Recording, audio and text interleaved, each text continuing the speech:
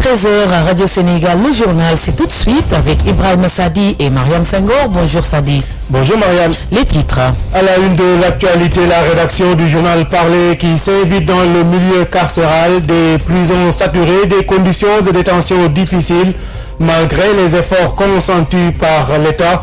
Dans cette édition, le point à Rebeuss, Matam, Kolda et Diourbel. Bref, une sorte de répétition générale avant l'émission au gré de l'actualité de cet après-midi qui reçoit le colonel Daouda Diop, c'est le directeur de l'administration pénitentiaire. Et puis la fermeture du bac de Farafenni effective en principe à partir de ce mercredi. Cette décision des autorités gambiennes n'est pas sans conséquence sur les transports.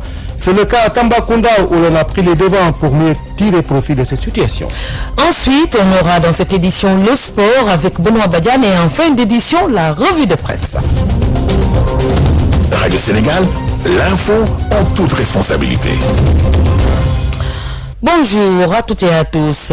Donc, Ibrahim Sadi, on commence par annoncer l'émission du journal Parler au gré de l'actualité qui reçoit cet après-midi à 16h le colonel Daouda Diop, directeur de l'administration pénitentiaire. Prétexte choisi pour s'intéresser à la situation dans nos prisons. Des prisons surpeuplées, conséquence d'une population en croissance doublée d'une violence urbaine de plus en plus en net regain à la maison d'arrêt et de correction de Rebeuss où s'est rendu notre reporter Demba Diawo. L'établissement contient plus de 2000 détenus alors qu'il a été construit pour en accueillir 600 au total. Voici le reportage de Demba Diawo. Mardi, jour de visite à Rebeuss, la porte d'entrée de la maison d'arrêt groupe monde dans ce début de matinée. Les va-et-vient se multiplient. Plusieurs personnes, des visiteurs entrent par groupe pour voir un ou des parents détenus. Le même scénario se déroule également le jeudi au vendredi. Autre jour de visite à Rebeuss. Le directeur de la maison d'arrêt de Rebeuss. Chaque détenu, suivant la chambre dans laquelle il vit, a 11 jours de visite. Ces visites se font de façon collective. Le détenu n'a que 5 minutes minimum. Les 10 minutes, c'est rare. Là, au moins, même s'ils s'entendent à peine, ils se voient. Mais au niveau des parloirs... Agnès Ndiogoy, inspecteur de l'administration pénitentiaire, n'oubliera pas de sitôt la mutinerie à la prison de Rebeuss. Le droit de grève aussi ne doit pas entraver, nous, notre obligation de faire notre travail. La prison construite en 1929 pour, dit-on, accueillir 600 personnes, mais qui étouffe aujourd'hui avec 2400 détenus, la majorité en attente d'être jugés. Les agents à peu près à 100.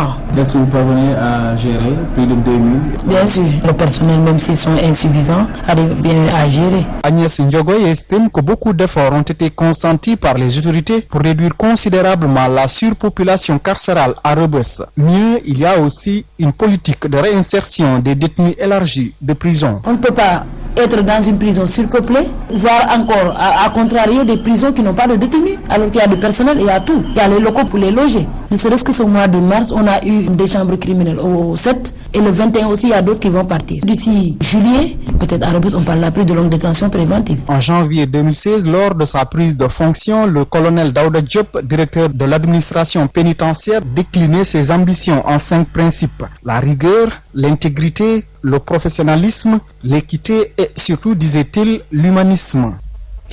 Le surpeuplement des prisons sénégalaises est quasi général, ça dit, et c'est le cas à la MAC de Kolda. Construite pour accueillir 250 détenus, elle compte aujourd'hui plus de 300. Toutefois, si les conditions de vie à l'intérieur de la MAC se sont améliorées, il urge de réhabiliter l'établissement à Bassané. La maison d'arrêt et de correction de Kolda a largement dépassé sa capacité d'accueil de 250 personnes fixée à la date de sa création. Omar Diop, directeur de la maison d'arrêt et de correction de Kolda. C'est un établissement mixte qui reçoit des détenus provisoires comme des détenus condamnés, qui reçoit également des mineurs. Elle a un plafond de 250 détenus, mais à ce jour, nous comptons 345 détenus. Malgré ce pléthore, les conditions de vie ont connu une amélioration. Omar Diop. Il y a une amélioration qui a été faite. Auparavant, il y avait des chambres de détenus qui ne disposaient pas de toilettes. Maintenant, le problème est réglé. Toutes les chambres sont carrelées également, disposent de chasse. La ventilation, c'est vrai qu'il reste un peu tout petit peu peut-être à améliorer, mais récemment nous avons reçu un lot de ventilo neuf venant de notre supérieur de Ziguinchor. Pour le temps de promenade également, il dispose de l'espace pour la matinée, également pour l'après-midi. À l'intérieur de la maison d'arrêt et de correction, les détenus peuvent exercer de petits métiers. Certains parviennent même à travailler hors de la MAC et reviennent y passer la nuit, ceci pour faciliter la réinsertion sociale. Il y a des services qui demandent des détenus un placement à l'extérieur et sur ordonnance du juge de l'application des peines qui prend une ordonnance pour placer un détenu quelque part. À cet effet donc, les détenus chaque mois disposent d'un pécule que l'employeur paye au niveau de l'établissement. Le salaire sera divisé en 3 parties. Donc une partie pour l'établissement, les 2 autres parties c'est pour le détenu. L'une des parties va constituer son pécule disponible avant sa libération. L'autre partie doit servir à un pécule de réserve et de garantie. Quand le détenu doit maintenant payer des dommages à intérêt à la partie civile ou au trésor, afin que le détenu soit libre de tout engagement. La maison d'arrêt et de correction de Kolda attend d'être réhabilitée, la création des maisons de justice n'ayant pas réussi pour l'instant à réduire de détenus. Abassane, Kolda, RTS. Situation similaire à Matam où la prison a été héritée de l'administration coloniale. Une prison qui ploie sous le nombre pléthorique de son effectif, d'une capacité de près de 160 détenus, la MAC de Matam abrite près de 250 pensionnaires. Des pensionnaires bien obligés de subir la forte canicule. Toutefois, pour le directeur Pape Djibigay, des efforts sont consentis pour améliorer la ventilation et l'alimentation d'Ardenian. Implantée au cœur de l'ancien quartier résidentiel Tantadi, la maison d'arrêt de correction de Matam est un héritage du camp des gardes d'avant les indépendances. D'une capacité initiale de 160 pensionnaires, la MAC de Matam comptabilise près de 220 détenus de nos jours. Une situation qui n'est pas des meilleures avec la canicule qui sévit dans la région. Matam, une jour où le thermomètre dépasse plus de 45 degrés en période de forte chaleur. Papa Djibigay, directeur de la MAC. Dire que les conditions sont des meilleures serait trop dire. On essaie avec nos moyens d'améliorer les conditions de détention de nos pensionnaires. Naturellement, à Matam, il fait excessivement chaud, ce qui nous pose un problème de ventilation des dortoirs. Nos détenus sont logés dans plusieurs dortoirs. Ils ne sont pas tous dans les mêmes dortoirs. Ils sont dans différents dortoirs. Il y a une séparation entre les différents types de détenus. Les condamnés et les prévenus ne sont pas mélangés. Il en est aussi ainsi pour les dames ainsi que les... Seul réconfort, l'alimentation qui a connu un léger mieux. Pour ce qui est de l'alimentation, fort heureusement, il y a une très nette amélioration. D'où un appel lancé aux bonnes volontés de la région pour venir en aide à cette population carcérale. RTS Matam, Badagnan. À Diourbel également, la situation carcérale ne fait pas exception à la règle. Et Mariam, juste rappeler que les locaux de la maison d'arrêt et de correction de Diourbel servaient d'écurie aux colons. Ces lieux de privation situés au cœur de la ville est vétuste, exécuté avec plus de 400 détenus en lieu et place de la centaine prévue. L'insécurité, des cas de décès et d'évasion sont souvent notés, nous dit Joseph John. La prison de Diourbel, je le répète, était au début destinée à garder des chevaux. Et maintenant, aujourd'hui, on garde des hommes, ça veut tout dire. Des hommes privés de leur liberté, vivant en surnombre et dans des conditions difficiles. Malik Siressi, coordinateur de la RADDHO ici à Diourbel. Si vous prenez les normes onusiennes, la prison de Diourbel était conçue pour accueillir 125 détenus. Vous allez trouver 3 fois le nombre ou 4 fois même, mais vous ne trouvez pas moins de 400 détenus au niveau de la prison. En Baké, vous ne trouvez pas moins de 150 détenus. Et ce qui est malheureux, elle est alarmante. Les conditions sont très difficiles. C'est comme si aujourd'hui le détenu n'a pas un droit. À ces mots s'ajoute la promiscuité de la maison d'arrêt et de correction de Diourbel, sise au cœur de la dite commune, ce qui pose de réels problèmes d'insécurité à toute une population. Cette prison a même fait l'objet de marches de la part des jeunes élèves. C'était la première fois dans l'histoire du Sénégal qu'on voit des élèves d'une école élémentaire faire une marche. Pourquoi? Parce que l'eau suintait, l'eau qui sortait des toilettes suintait jusque devant le portail de l'établissement. L'autre problème, vous l'avez dit, ça touche aussi bien les services administratifs que l'église. Là, c'est des fidèles qui doivent venir prier. À côté, c'est une prison qui est là. Le coordinateur de la RADDHO à Diourbel n'a pas manqué de déplorer les cas de longue détention détention, de mort d'hommes et d'évasion notées à la prison de Diourbel. La dernière fois, c'est une personne d'une nationalité étrangère, je ne veux pas citer sa nation, qui est morte en prison. Ici à Diourbel. Ici même à Diourbel. On a conclu à une mort naturelle. Je vous donne l'exemple de Thierno Badiane qui nous a fait mal. Thierno Badiane est resté 9 ans ici en prison. Son dossier était égaré. Il a fallu que je fasse des pieds et des mains au niveau du ministère et Thierno Badiane, on l'a libéré sans même être jugé.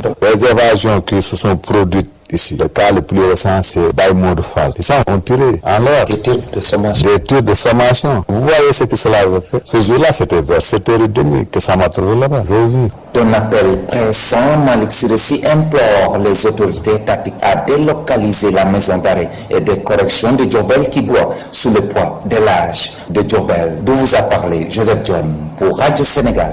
Voilà, et de son côté, la Ligue sénégalaise des droits humains déplore cette situation caractérisée par de longues détentions préventives et le surpeuplement dans les prisons. C'est pourquoi, Marianne Senghor, la LSDH invite l'État à presser le pas pour achever les travaux de construction de la prison de Diamniadio, long sans appeler au vote d'une loi pour indemniser les personnes ayant bénéficié d'un non-lieu après plusieurs années de détention. Nous écoutons Alassane Seck, il est de la Ligue sénégalaise des droits humains au téléphone de Tidassani. C'est vrai que c'est une situation qui est totalement difficile qu'il faut déplorer. Je pense qu'il faudra alors très rapidement mettre en place une loi qui pourrait réparer ce préjudice énorme. Parce que quelqu'un qui est accusé peut-être à tort, qui a été jugé, qui a été libéré, comme on dit, un non-lieu qui n'a donc rien fait, qui a été constaté cela. Si c'est le cas, vraiment, on souhaite une loi puisse réparer dans les meilleurs délais ce préjudice énorme. Nous avons noté cette année une détention de 7 années, 8 années sans jugement. Donc, ça veut dire qu'après jugement, la personne bénéficie d'un non-lieu. Il est vraiment souhaitable qu'une réparation puisse venir combler ce tort qu'on a fait à cette personne-là. Est-ce que cela veut dire qu'il faut prévoir des indemnisations? Absolument, oui, bien sûr. C'est donc quelqu'un qui est emprisonné pendant 7 ans, 8 ans, et ensuite, dans ce qui n'a rien fait, c'est énorme, ça, il n'y a pas de prix, je pense, tellement le préjudice est énorme. D'une manière générale, que pensez-vous de la situation carcérale ici au Sénégal, avec un surpeuplement qui est noté dans presque toutes les prisons du pays? On a crié sur tous les points, orbi que la situation est dramatique dans les prisons au Sénégal. Malheureusement, ça ne bouge pas. On avait dit qu'on allait livrer depuis janvier 2017 une prison à Diamniadio de 500 places. Ça, encore que c'est une coupe d'eau dans la mer. La population carcérale a triplé, quadruplé par rapport au contenu qui a été pris. On a pris, par exemple, à Rebeuss 600-700 personnes, à Rebeuss c'est plus de 2000 personnes. Pour dire qu'aujourd'hui, il est urgent que l'État, qui a, dit-on, mis en 2017, 3,5 milliards pour débuter, pour commencer la prison de Diamniadio, qui devrait avoir 1500 places, il est urgent que cette prise en charge, que cette construction de prison soit effective. Ça, nous le souhaitons parce que justement, la situation dans les prisons est devenue intenable et inacceptable pour respecter la dignité humaine. Plus de 36 000 personnes privées de liberté au Sénégal, selon le rapport 2014 de la direction de l'administration pénitentiaire.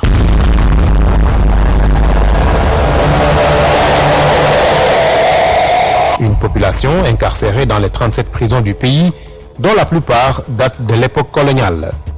Près de la moitié de ces détenus attend toujours d'être jugés. Comment la surpopulation est-elle gérée au Sénégal? Comment les prisons sont tout simplement gérées? Le détenu est-il réellement préparé à une réinsertion réussie dans la société?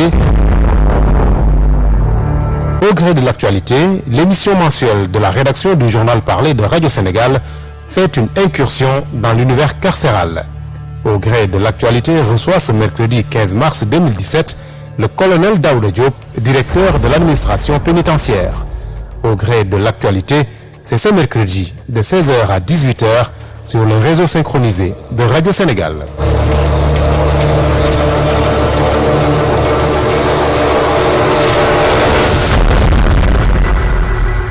Il est 13h15 et l'info continue sur Radio Sénégal. La fermeture du bac de Farafenni effective à partir de demain. Oui, Marianne, cette fermeture n'est pas sans conséquence sur les transports à Tambacounda où on s'attend à un rush. Les transporteurs, commerçants, autres stations d'essence développent des stratégies pour l'amélioration de leur chiffre d'affaires pendant les 30 mois de contournement de la Transgambienne.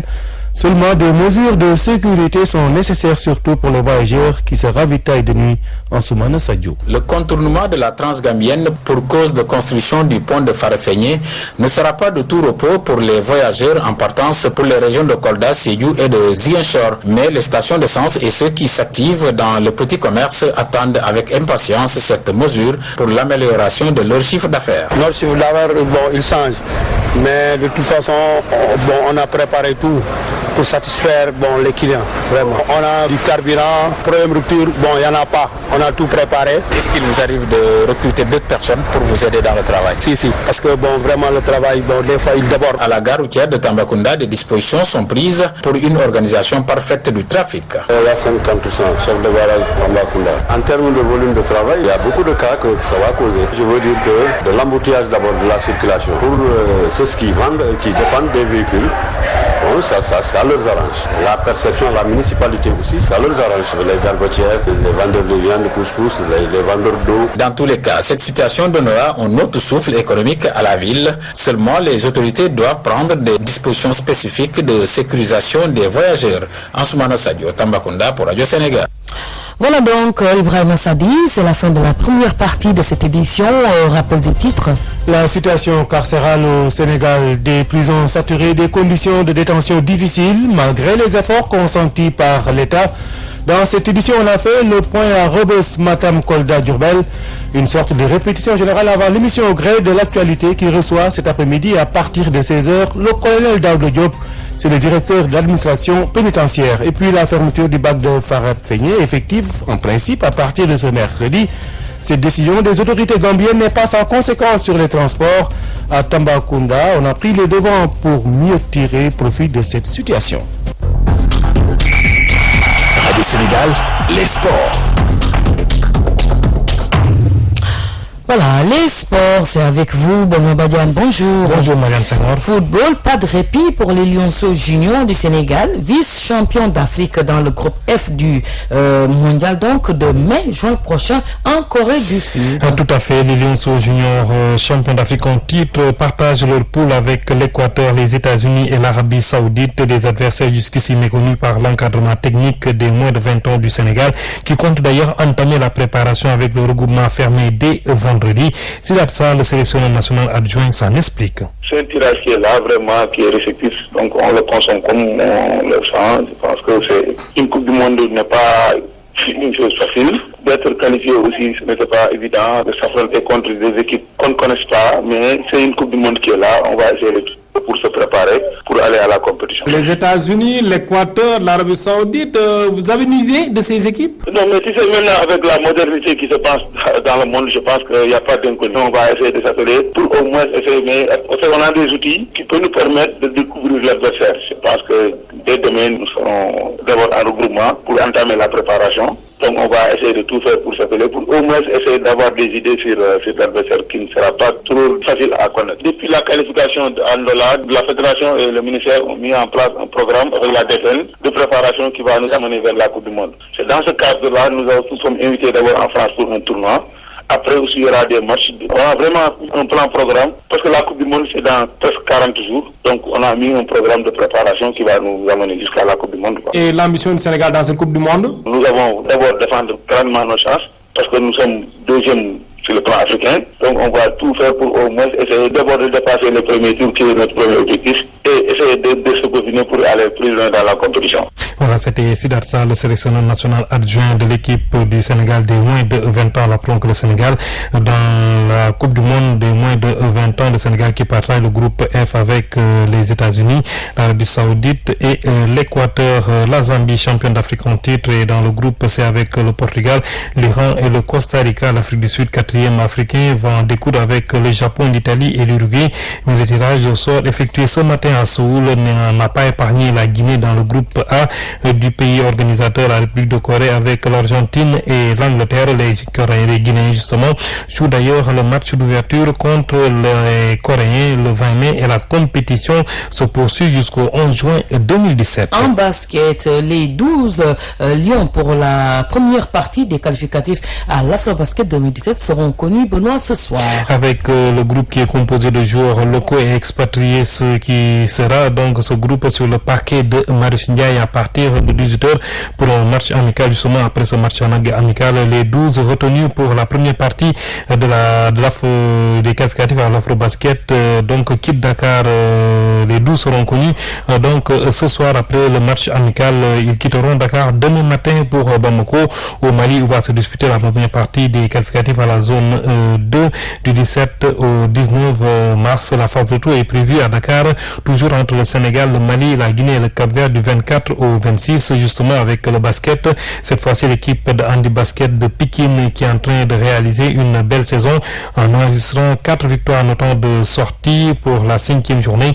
L'équipe de handi basket de Pikine va se rendre à Ziguinchor justement pour ses sorties. L'équipe a besoin de moyens et d'équipements, nous dit Aligna Diouf. C'est un championnat en aller simple. Toutes les équipes se rencontrent.